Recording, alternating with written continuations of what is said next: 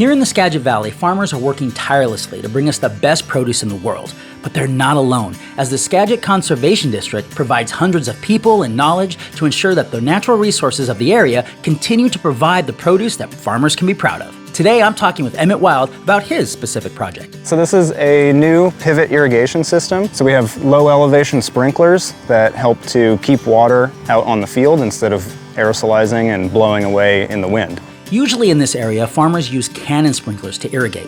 The advantages to a system like this seem absolutely a no-brainer, but it's that the cost, that's the barrier to entry, is that correct? That's one of the big barriers here. Yeah, so this is a pretty expensive system, and we were able to seek funding from the State Conservation Commission. Okay. And also partner with USDA through the Natural Resource Conservation Systems Environmental Quality Incentive Program. And those two funding sources together really helped make this a viable project. This field might have been brown at this time of year with all this heat that we've had. This allows you to keep water on the field rather than blowing away and get more even spread of water. The Conservation District, we're a non-regulatory, non-enforcement special purpose district, and we only work with people who reach out for help, for technical assistance, and want to work with us and help them to make those stewardship improvements that they want to do, and give them the tools to be able to do that effectively. It speaks for itself. I mean, when Absolutely. you see this beautiful field, the proof is in the pudding. It's right there. You guys are doing a great job, man.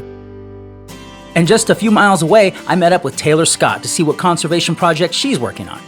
I'm coordinating a lot of projects right now, Okay. a lot of them having to do with water quality. For this specific location, we're looking at fecal coliform levels. So in layman's terms, what is fecal coliform?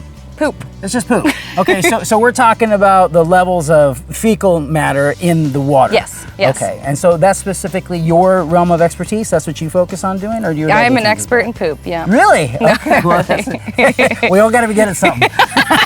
So the idea behind this is to get a solar panel pump and essentially run it through a UV filter and see if the water that is then pumped into the pond has less fecal coliform or hopefully no fecal coliform. And so based on your results of this experiment, then you might be able to take these and implement them throughout the state. Exactly.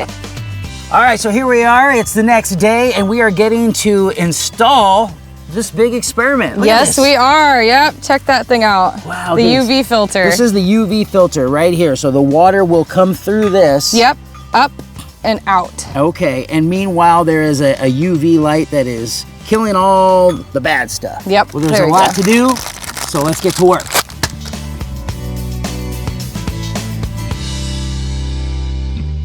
If this works, that'll be great. Nope, it's working, it's There it working. is. You got it. She found it. Fish do use this waterway, and so I'm just putting a little fish screen on here to make sure that we're not gonna suck up any little babies. Weeks later, we checked in with Taylor and found out that the initial reports from the UV system show that it's working. The district will continue monitoring the system and hope to eventually implement it on a wider scale. Our river systems really coincide with our farming, and I think it's important to keep it as clean as we can. We all want to have clean, healthy drinking water. We want clean water for salmon and for other wildlife, and for our shellfish farmers that are ultimately receiving all that water through drainage.